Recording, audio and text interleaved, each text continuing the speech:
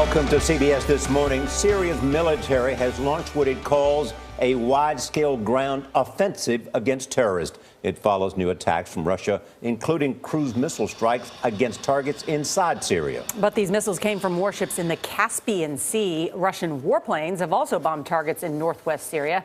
The U.S. says this morning that 90% of Russian attacks have not targeted ISIS or groups linked to al-Qaeda.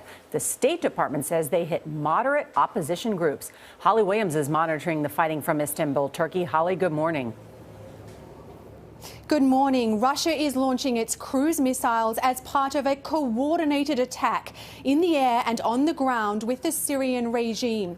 And after 4 years of deadly civil war, Russia's air campaign may be tipping the balance in favour of the regime.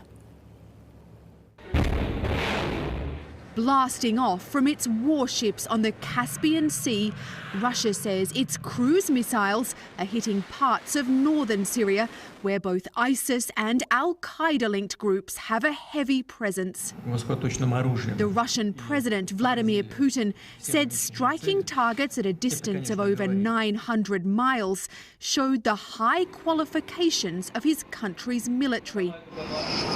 More than a week after it began launching airstrikes in Syria, Russia seems to be reasserting itself as a superpower.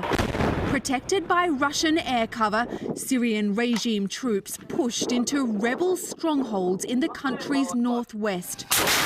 Opposition fighters hit back, including with this missile, which appears to be American-made. But this was the most intense fighting they've seen in months. The US says Moscow's true motive in Syria is to prop up the regime by targeting its opponents, including so-called moderate rebels who are backed by America. The Syrian war has already claimed more than 250,000 lives, many of them killed by the regime's indiscriminate bombing of civilian areas. But Russia has now seized the initiative in Syria, and this coordinated offensive with the regime could be a game changer. Russia's military build-up in Syria now also includes a battalion of ground troops, according to the US ambassador to NATO. And that's despite Russian assertions that it will not use ground troops in its operations inside Syria. Gail. Thank you, Holly Williams, reporting from Turkey.